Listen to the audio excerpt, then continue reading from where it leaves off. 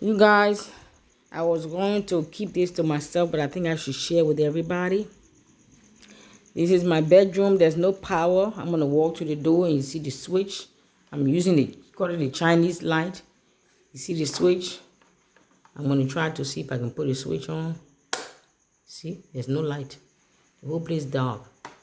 So I'm using this Chinese light to see. This is how I'm living for the past 7-8 days in the house that I was promised. That's my bed. That's Miss Angel on the bed. It's nighttime, as you can see. So I'm using it. Cheap Chinese light. It's my bedroom here. This is my bedroom. If I open the rest of the house and go outside, it's going to be pitch dark, and I don't want to open the door.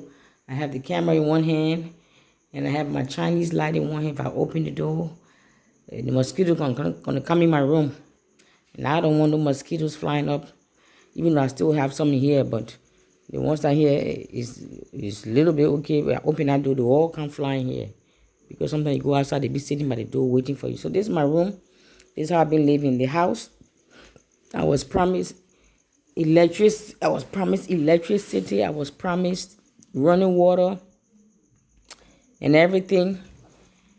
And the first week I was here, I had all of those things.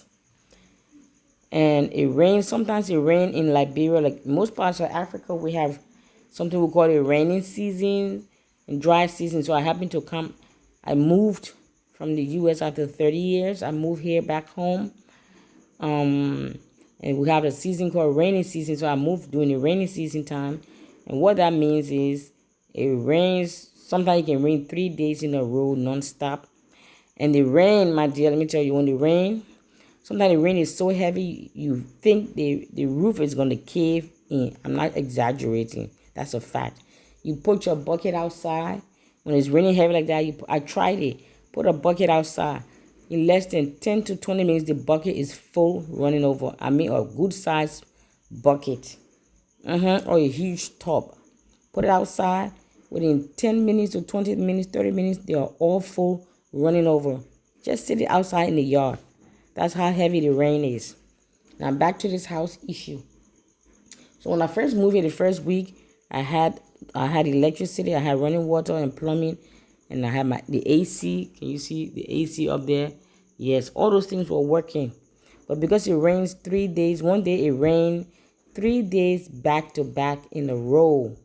And whoever built this man's house, the owner of the house is in the States. He's in America. His father is in Liberia. Whoever built his house messed up his compound because they paved the whole compound of the house. Everything is paved. I call it compound or fence. It's fenced in. And the pavement, because everything is paved in, there's no, and whoever built it did not put proper drainage system. So when it rains, it floods, especially in the back. And they have a generator house in the back. So whoever built the house and built the generator house, they did not put some cinder blocks or raise it up to get it off the ground.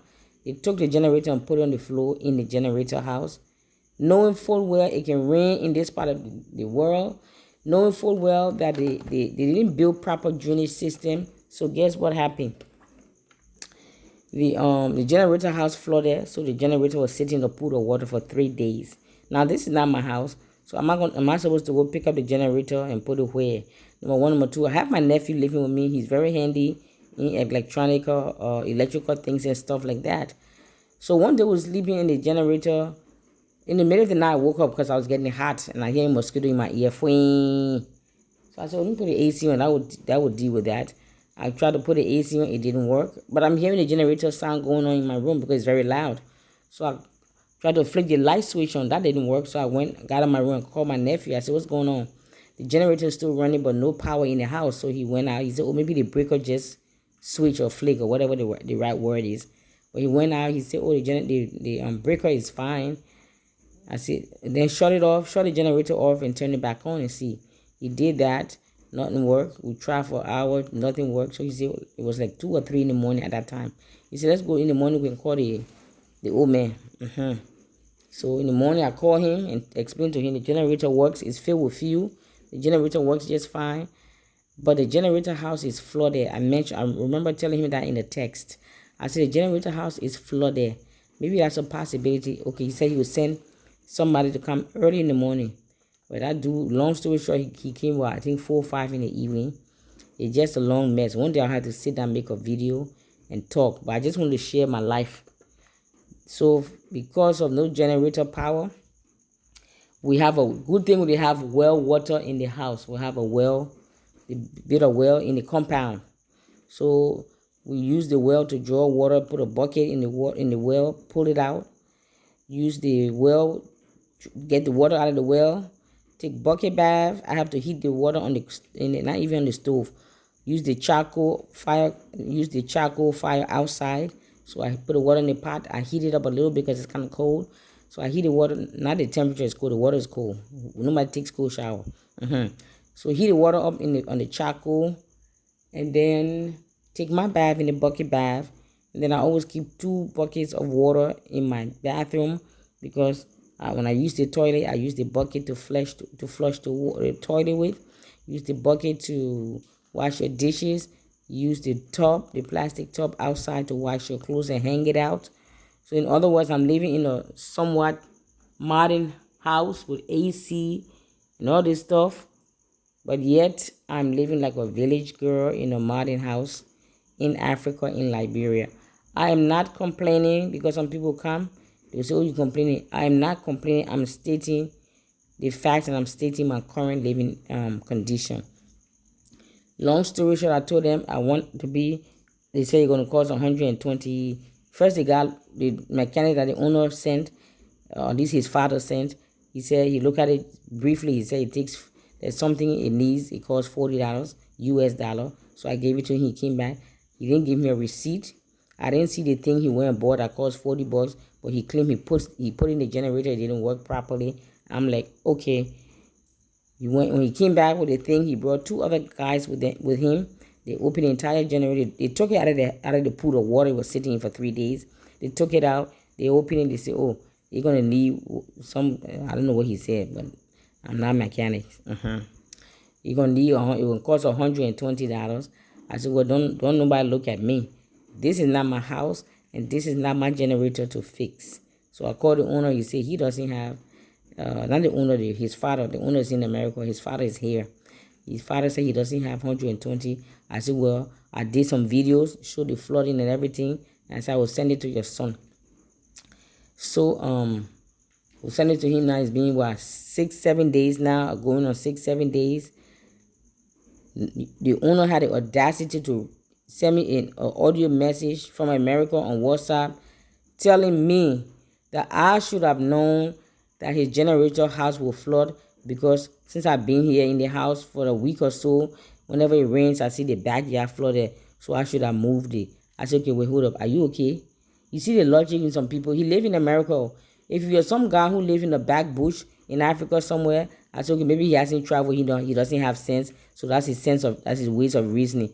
This one lives in the States, and that's his reason, his logic. I said, so I replied to him. I said, you are lucky in America.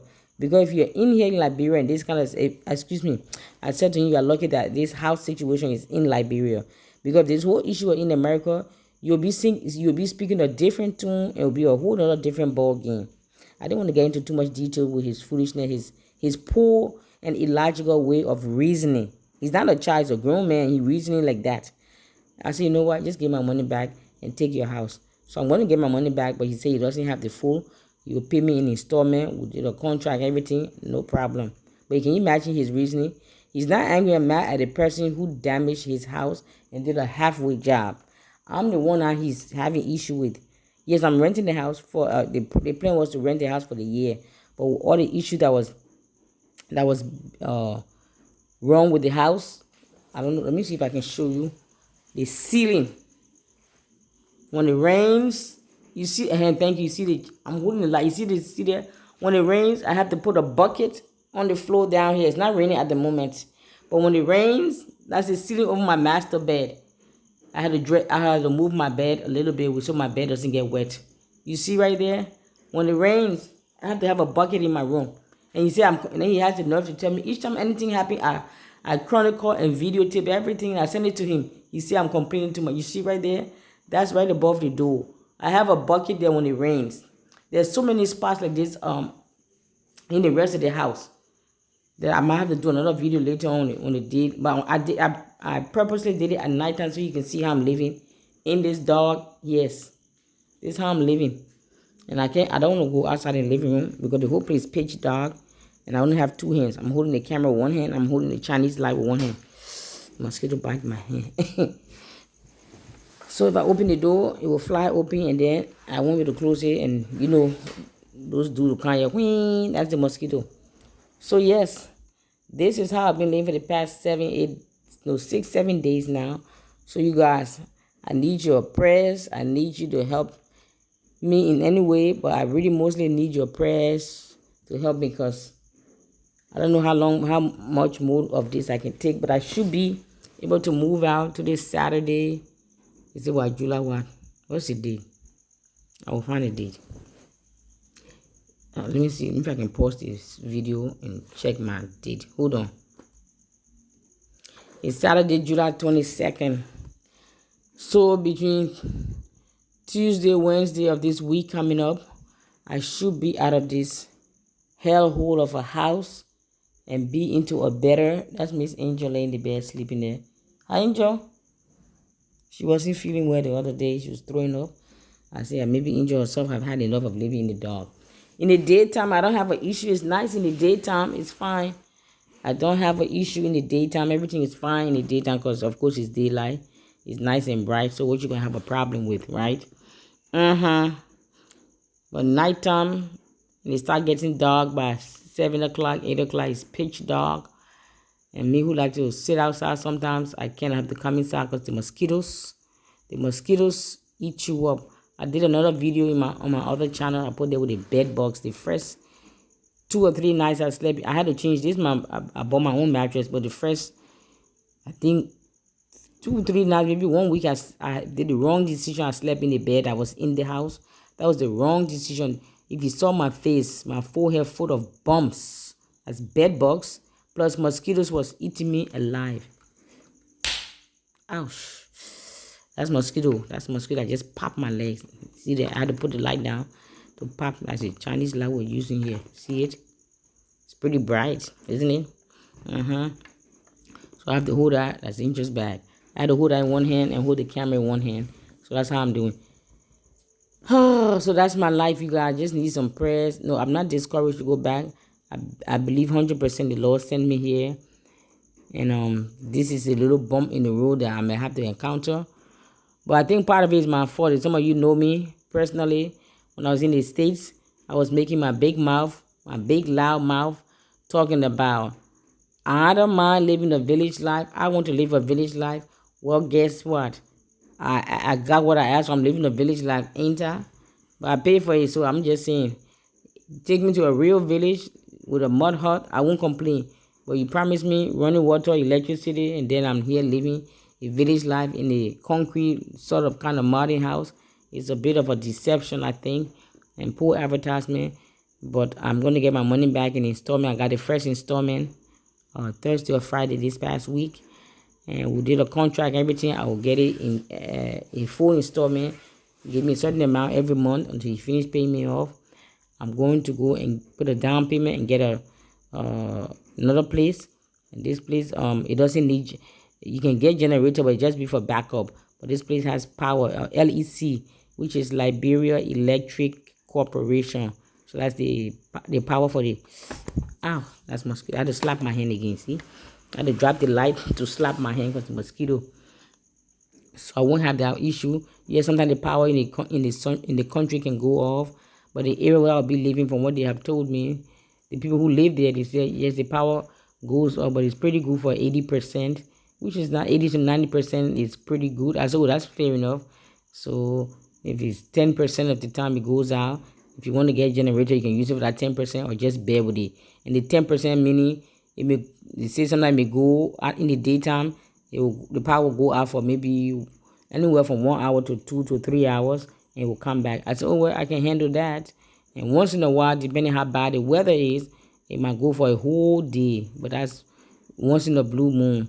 the area where I will be living. I know other parts of the country is worse than that. Are you with me?